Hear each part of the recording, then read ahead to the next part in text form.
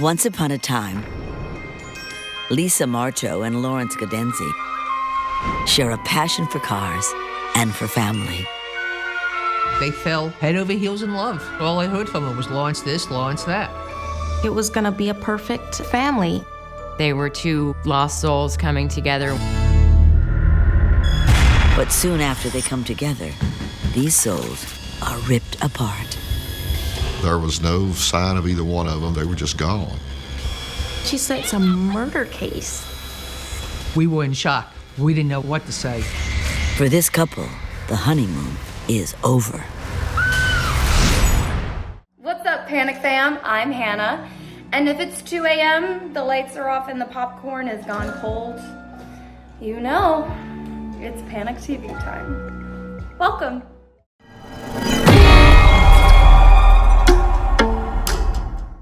If you survived this, and this, congratulations, all right? Congratulations. But your luck runs out here.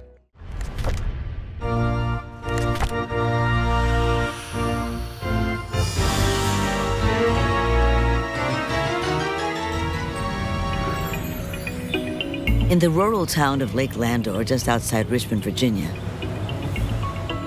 29-year-old 𝐸𝐷𝑒 prepares to marry her true love, Lawrence 𝐸𝐷𝑒. Do you take Lawrence to be your husband, to cleave unto him and to no other? I do. 𝐸𝐷𝑒 was radiant. She couldn't wait to start her new life as Lawrence's bride. Lawrence? The 30-year-old Lawrence is a stand-up guy who works as a tow truck operator. I do. He treated her like a gentleman would treat a woman. He's the father of her youngest daughter and the kind of devoted dad any mom would want by her side. 𝐸𝐷𝑒 is one day away from graduating summa cum laude from Virginia Commonwealth University with plans to join the Army and become a lawyer. My mom was kind-hearted, giving, do anything for her children. I mean, she was the all-around American woman. And 𝐸𝐷𝑒 replaced the ring. The wedding's not a big to-do, just a simple but happy gathering of loved ones. It was an informal type wedding. I pronounce you both man and wife. Congratulations. You may kiss your bride. It was a coming together of the two families and the first day of a new life. But too soon, that new life takes an ominous turn. On January 29th, 1995, 2 days after 𝐸𝐷𝑒 left for officer training school, 65 miles south in Fort Lee, Virginia, the Army informs Lawrence she never arrived on base. They start asking questions about 𝐸𝐷𝑒. Did she talk about going AWOL? It just didn't make sense because that's not who she was. She was responsible. Lawrence immediately calls the local sheriff's office. They open a missing persons case. As word spreads among 𝐸𝐷𝑒's friends and family, no one can make sense of the news.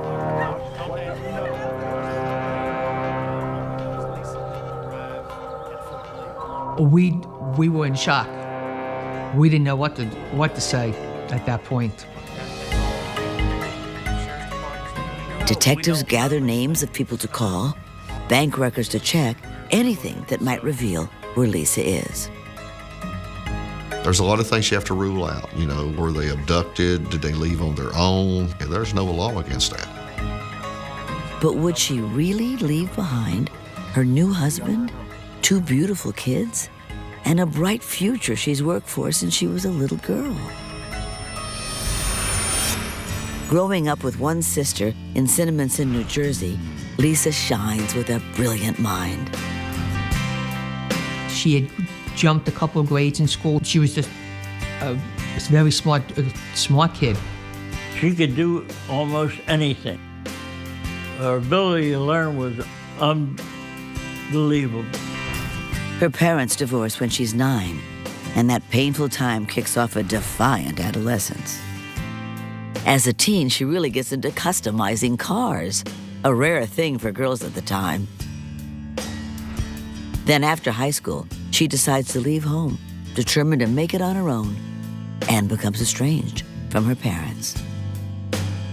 She was headstrong and rebellious, but Lisa's rebellion was to study, work. She was trying to find her path in life. She starts college, then at 20 gets married and has a little girl. But things get complicated when baby Leah is diagnosed with cystic fibrosis. Upon the illness coming to light, her first husband became involved in drugs.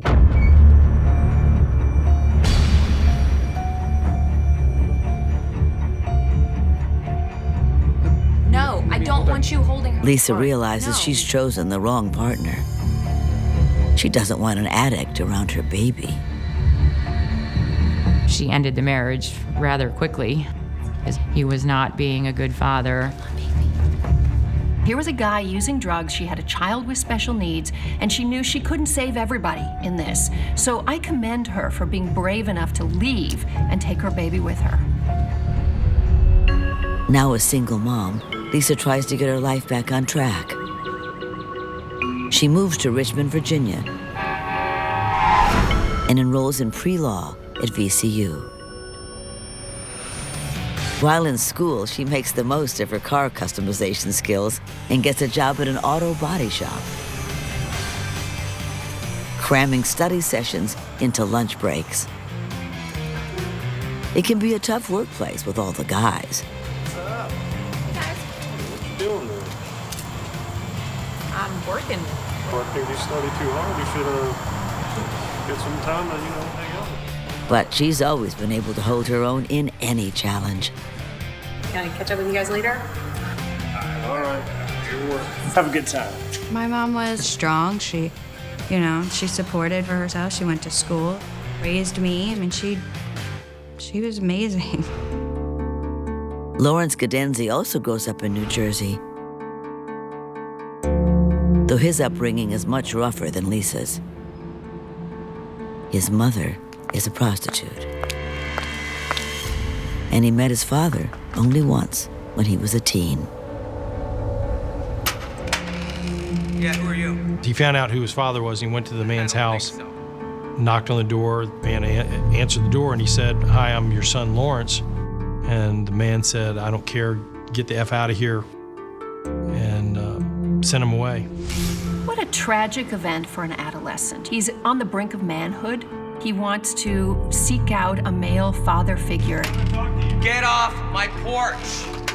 And to be rejected in such a heartless way must have been devastating to him. Lawrence moves to New York and starts working as a tow truck driver. He made a much better living, but he had to deal with drug addicts, prostitutes, pimps. Determined to be a better person than his parents, Lawrence heads south to Virginia, yearning for a simpler, more wholesome life. He moves to Richmond, and one day stops by the shop where Lisa works. How you doing? Hey, how are you? All right, you work here? His vintage hot rod needs some body work, and he needs the right girl. I'm Lisa. I'm Lawrence. He was very into his car and car restoration.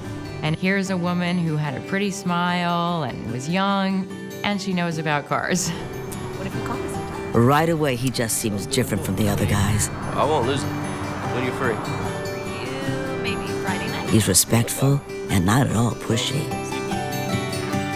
I think Lisa did feel like they were two perfect lost souls coming together when they met. I really think she felt this is going to be the one, the turning point in my life. But now, Lisa is missing, AWOL from her army base. Lawrence last saw her when she left for officer training school at Fort Lee, Virginia. He had taken her to the bus station in Richmond to drop her off to take the bus to Fort Lee. And she's never been heard from since. It's the beginning of a mysterious tragedy that will baffle investigators and torment Lisa's loved ones for the next 15 years. Just months after her dream wedding, newlywed bride and mother of two, 𝐸𝐸𝐸𝐸𝐸 simply vanishes. Local authorities continue working the missing persons case, looking for any trace of her. Everybody is going to leave a record somewhere, whether you buy something, sell something, credit cards. But they find not the slightest sign of Lisa.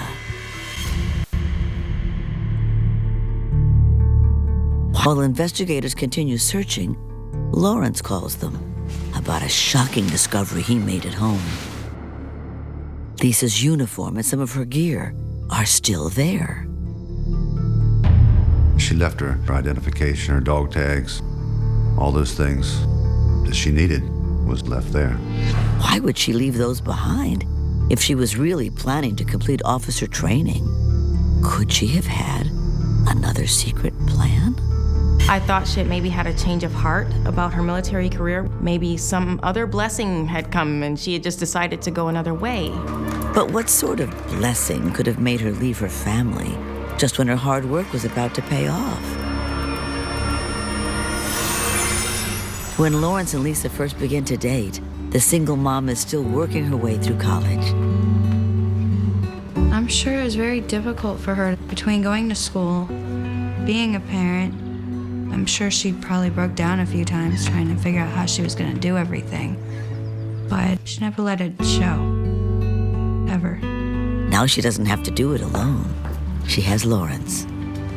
That was important to her, to have a boyfriend that really cared for her daughter, not just her.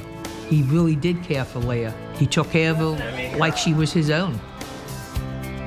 Leah has cystic fibrosis, and part of her therapy is to remain active. And Lawrence is more than happy to pitch in. Lawrence was a godsend to Lisa because she was working, going to school, and supporting the medical needs of Leah. And along comes Lawrence, who has a full-time job and makes decent money as a tow truck driver and was willing to pitch in. As a single mom, Lisa hasn't taken much time to enjoy life as a young woman. Hi, how you doing? How many? Lawrence wants to change all that. Is that Leah? Little Leah. You're so incredible. They would go out on dates. He would take her to dinner, and to the movies. They fell head over heels in love because that's all I heard from her was Lawrence this, Lawrence that. Lawrence was doing everything right. He was caring for her daughter. He was showering Lisa with romance. Every woman would say, hey, this guy's a great catch. After dating just a couple months, the smitten lovers decide to move in together. He was the complete antithesis of husband number one. He wanted to live a clean Christian life with values not including drugs or alcohol. Around Valentine's Day 1993, they discover their makeshift family is about to get a little bigger. Really? What's that? Is that a pregnancy test? You're pregnant. And Lisa wanted children, more children. So she was thrilled that she was pregnant again. Lawrence was extremely happy. This is going to be happily ever after. I have a stepchild, I have my child. He vows to give this child the kind of upbringing he never had. One of the reasons why Lawrence was attracted to Lisa was because she was a mother. Remember, he didn't exactly have the best example of a mother in his own life. So the best he could do is try to marry a good mother. Yet they don't feel the need to rush down the aisle. They both knew they were going to get married eventually, and I believe that Lisa probably decided to wait until after the pregnancy so she could have a wedding with a white dress and be slimmed down and look pretty. In November 1993, Lisa gives birth to their daughter, Dakota, Leah's new baby sister. What movie's playing tonight? Lawrence realizes his love for these three ladies is the forever kind, Lisa? and asks Lisa to be his wife. Marry me. Yes. Yeah? Yes, absolutely, yes. It seemed like it was gonna be a perfect family. They had it all planned out, and then things just changed on her unexpectedly. Because now that perfect family has been torn apart. Lawrence works around the clock with family and friends to spread the word about Lisa's disappearance. Every time I talked to him, he'd tell me how much he loved her and how much he missed her, and he wished she would come home. After 3 days, with no word from her, they believe something terrible has happened. They worry because not long before she vanished, her ex-husband Leah's father had suddenly reappeared in her life. Her ex-husband moved to Virginia because he was planning on going to court to try and get joint custody. It's exactly what Lisa has tried to avoid, knowing all too well his history of drug and alcohol problems. She had gotten it down. On top of it, she had a new guy. It was a new family. The last thing she needed was the ex poking his nose in. She has no interest in sharing custody. And he was very upset about it. He was doing everything he could to try and change that. Would Lisa's ex really harm the mother of his only child in order to have the little girl all to himself? Has this jealous ex ripped the newlywed from those who love her best? Virginia investigators search for missing wife and mother, 𝐸𝐸𝐸𝐸𝐸𝐸𝐸𝐸, who never made it to Army Officer Training School. Her husband Lawrence and her family desperately hope someone somewhere has seen her. Lisa's ex-husband has been aggressively trying to get custody of their daughter, Leah. Let me see my daughter. Lisa then suddenly falls off the face of the earth. He's an automatic suspect. But when investigators go to talk to him, he seems to have fallen off the grid.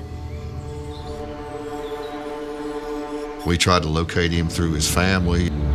His mother told me, well, I haven't seen him in a long time, and I think he's living in the woods. A man on the run and hiding in the woods sounds like a very likely suspect. But even as investigators hunt for Lisa's ex-husband, Lawrence has another lead for them to pursue. It turns out that while she was at boot camp in South Carolina, Lisa had been threatened by a fellow soldier.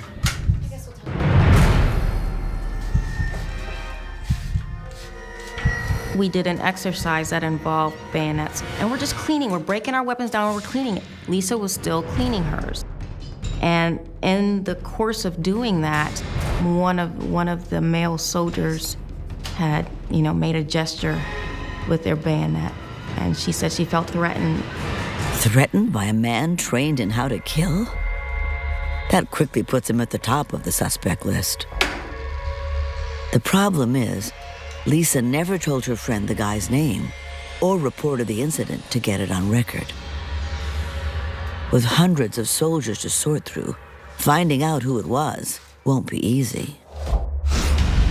Investigators are finding nothing but dead ends in this deepening mystery, as Lisa's family and friends wait with growing dread for any news. How could this young couple's life have been destroyed so quickly? Congratulations, my boy. When just months earlier, it seemed so solid.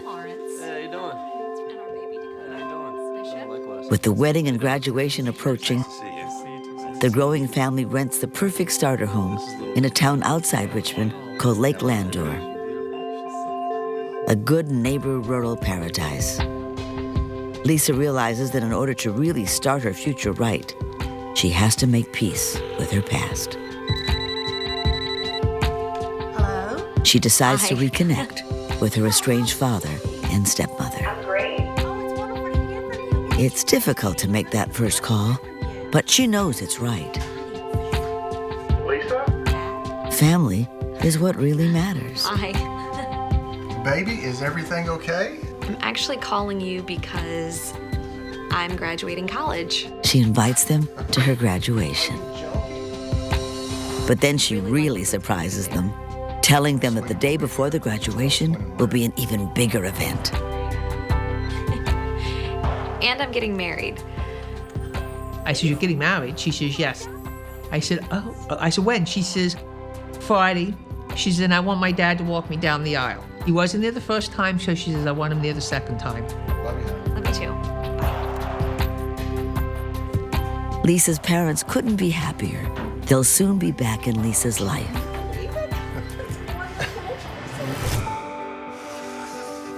And her jeweler dad has the perfect wedding gift. So proud of you. Proud of you. Come in. Wow. You look gorgeous. Thank you. I got a little wedding present for you.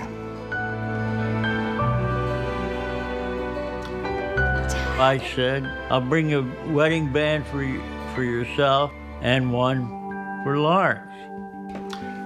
Dad. No one should get married without rings.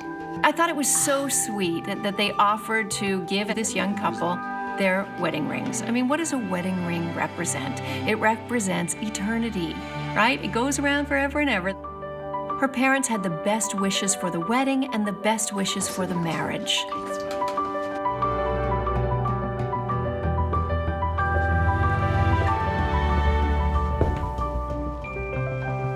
Her father was on her arm, and he stood there, and he gave her away to Lawrence. It was a real tearjerker. Everybody was happy. Ugh, I swear my neighbors think I'm probably getting murdered right now.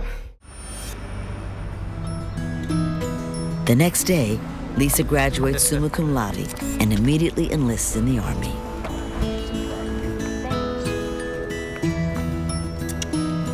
Joining the Army had benefits alongside serving your country. I'm so excited. I'm so nervous with the Army, though. She was going to use the GI Bill to help her pay for law school. And I couldn't have done it without Lawrence. Lawrence will look after baby Dakota while Lisa's at boot camp in South Carolina. But Leah, who suffers from cystic fibrosis, requires special care. So she'll stay with her grandmother, a nurse in Florida. It breaks Lisa's heart to be separated from the girls, but she knows they'll be in good hands. Lisa's idea of being a good mother is to provide the best life she can for her kids. And that may involve sacrifice, because at the end of the day, she'll realize this sacrifice was worth it, that she'll be able to provide a much better life for her children. Since she doesn't have to report to boot camp until November, the little family has 6 months to enjoy their new life together. But now the deep bonds of love forged in those idyllic days have been torn apart. Had Lisa's ex-husband snatched her? Or was it the soldier who threatened her with a bayonet?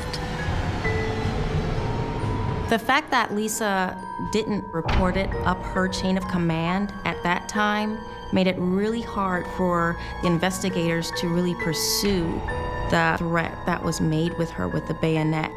The soldier lead goes cold. But investigators do catch a break when they finally track down Lisa's ex-husband, who's been living in the woods in Florida. When was the last time you saw Lisa? It's been a while. I've been down here in Florida for at least a month now. He was going through a bad time. He had some issues, problems with alcohol. He also has something that takes him off the suspect list. An alibi. Or we had evidence that he was still in the Florida area during that time. He was not in Virginia. So that eliminated him. He's completely innocent. All he ever wanted was to spend more time with his daughter, Leah. Detectives have theory after theory, but no solid facts. It's incredibly hard on everyone. There was all kinds of rumors going around, and I didn't know who to believe, who to trust, or anything. They start to fear Lisa might not be missing. She might be dead. But there's no evidence of any wrongdoing. And by now, months have passed, so solving this mystery might be impossible. When 𝐀𝐚𝐩𝐲𝐸 vanishes, her family refuses to believe she just ran off on her own. They can't imagine she'd abandon her two little girls by choice. Lisa would have never just left her kids behind. You just don't walk away from your children. A year passes with no new leads, no reliable sightings. Everyone struggles to accept that Lisa is probably gone forever. For us not to know where she was or what happened, it was extremely frustrating. You gotta understand, Lisa and I would talk every night. But with no evidence, the sheriff's office won't shift the missing persons case to a homicide investigation, which would free up more resources. 2 more painful years pass.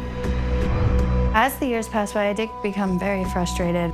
There was points in time that I knew she was already gone. And then, without warning, Lawrence and young 𝐸𝐸𝐷𝐸 suddenly vanish too. I tried calling him, phone number's been disconnected, and he never called after that. We never talked to him again. It's a total shock and deeply disturbing to Lisa's family. They can't help thinking it's a sign of guilt. Was Lisa's killer lurking among them all along? Was it her husband who vowed to protect her? Lisa's parents are now more determined than ever to solve this heartbreaking mystery. We never gave up. We wrote everybody we could, well, the sheriff's department, the governor, all the way up to the president. In 1997, pressure from the family prompts the sheriff's office to hand the case over to the Virginia State Police. It's an entirely new game now. The sheriff's office treated it as a missing person case, and nothing really happened. And the state police treated it as a homicide case from the beginning of their investigation on.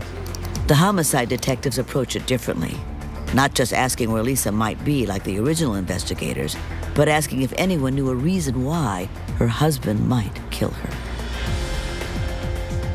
And when they re-interview Lisa's Army friend Radha, they begin to get a very different picture of the newlyweds' marriage.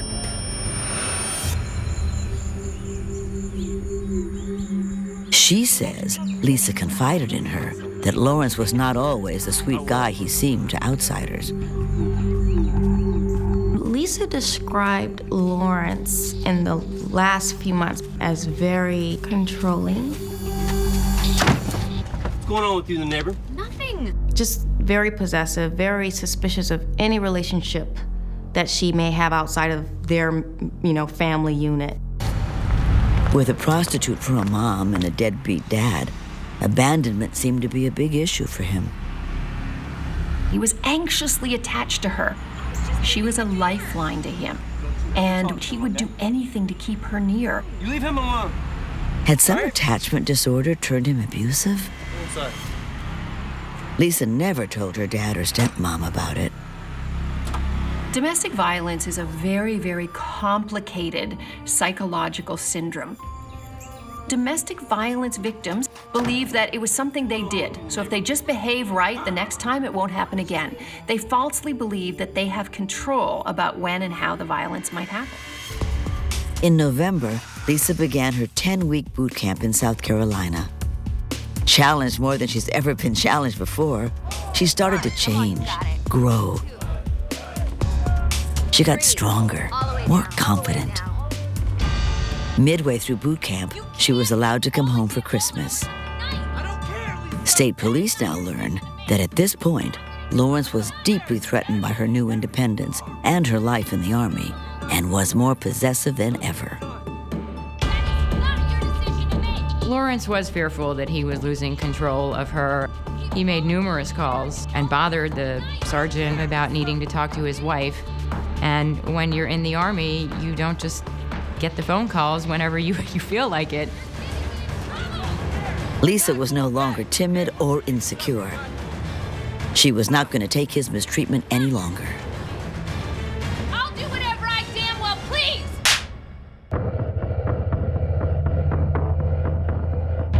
Lisa finally had the clarity to understand the mistake she made. She was going to end the marriage and move on from Lawrence. January 26, 1995 was the end of boot camp and the last day anyone saw Lisa alive. That day, Lawrence showed up at camp to drive her home. They'd have one more night together before she left for officer training. Let's go. Lisa, get up. But his wife was a different woman. He saw a more confident and proud woman. And I think he was terrified because he saw that she was going beyond him. She was moving on. I'm talking to you.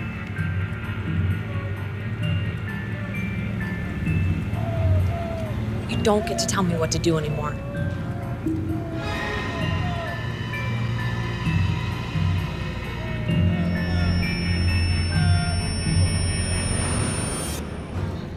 That night, they dropped Dakota off with a babysitter.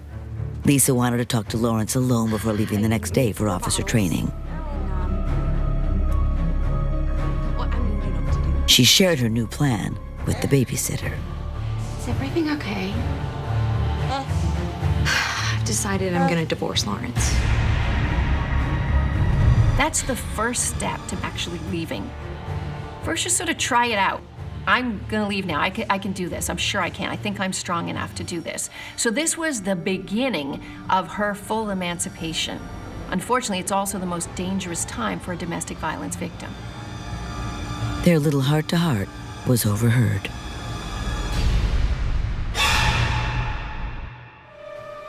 I should go. The babysitter tells state police detectives that the next day, only Lawrence arrived to pick up Dakota. She never told this to the original missing persons investigators. State police detectives now agree with the family. They think Lawrence 𝐀𝐚𝐩𝐸 killed his wife. But by now, he too has vanished. How can they confirm their suspicions without a body or other evidence? More than 10 years after Lisa vanished, a surprise witness will emerge, and her story will finally reveal the mystery of the Vanishing Bride. Virginia State Police are now confident Lawrence 𝐀𝐚𝐩𝐸 killed his wife Lisa when she threatened to divorce him.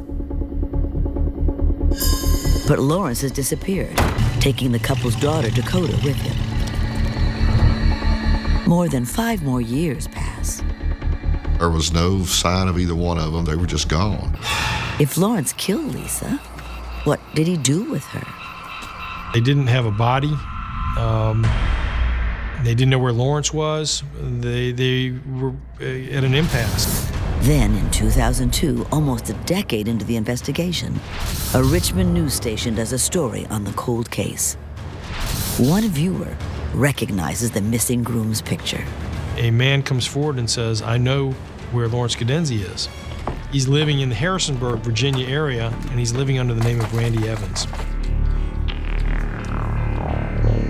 How you doing, sir? Can you come out and talk to us for a minute? Are you Randy Evans? I am. Right over here for me, please. Do you have any ID? Investigators follow up on the call and find a man whose ID says he is Randy Evans. Mr. Evans, do you have any But tattoos? there's one easy way to tell if it's actually Lawrence 𝐀𝐚𝐩𝐸𝐸. I do. Lawrence had a very unique tattoo on his chest.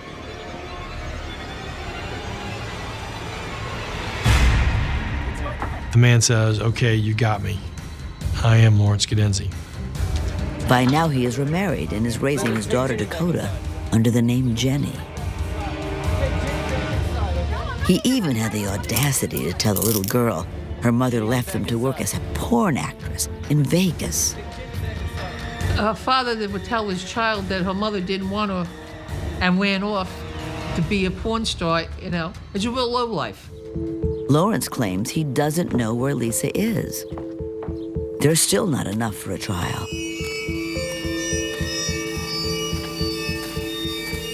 Then homicide detectives get the break they desperately need. They re-interview a woman who rented an apartment in Lawrence and Lisa's home. She tells them a stunning new story she'd been too afraid to tell anyone before. About what she saw the night Lisa dropped Dakota off with the babysitter. She went outside to smoke a cigarette, and Lawrence came out of the house carrying a duffel bag, a military-style duffel bag. The bag was large and looked heavy, almost like a body bag. She watched him, and he left for about 20 minutes. He walked on foot into the woods. When he came back, he was all muddy. Then he walked into the house, went upstairs and left dirt on the carpet. She thought, what is going on here? An hour later, she saw Lawrence drive away. Was he planning to pick up the bag he dumped and drive it farther away? Curious, she went to check on Lisa. In the bedroom, she found all of Lisa's personal items, her cosmetics, her jewelry, her driver's license, all her military gear that was neatly folded. As you would expect the night before Lisa was to leave for officer training school.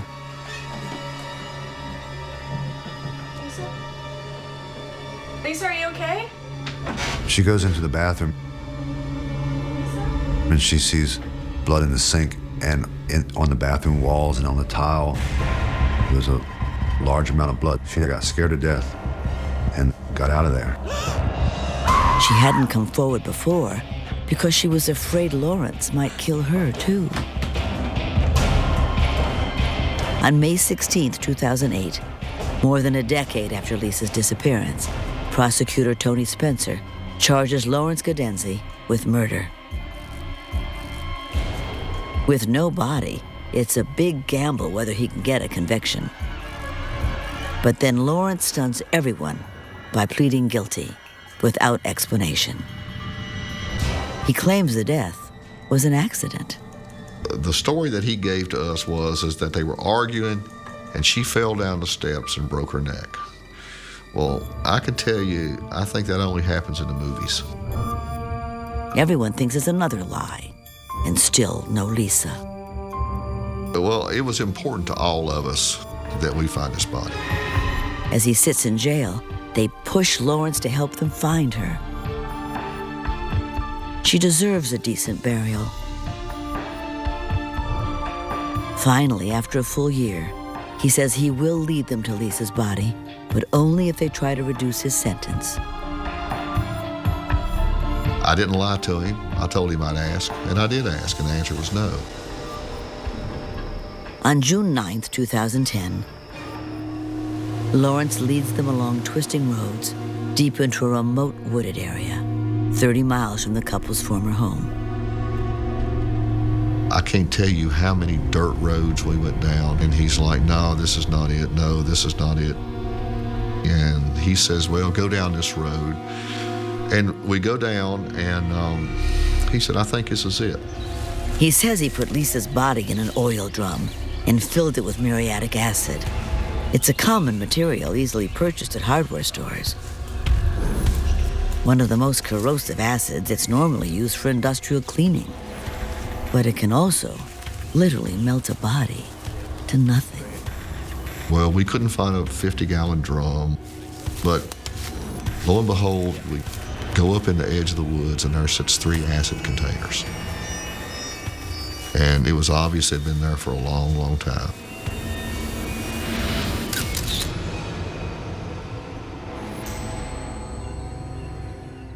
If you could slap one character for their dumb decisions, who would it be? Huh? Go on. Vent in the comments. I can't wait to read.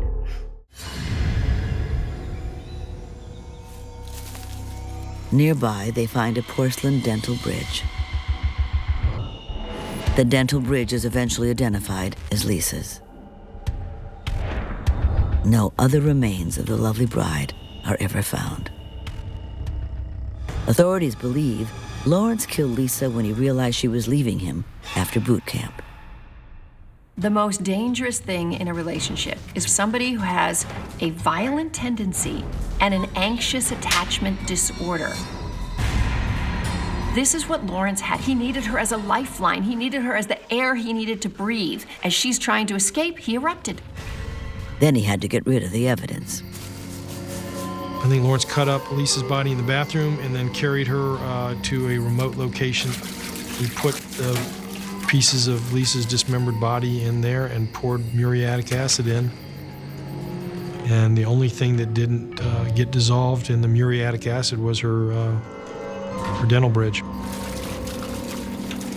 You cut her up and dispose of her in a vat of acid? Only an animal can do that.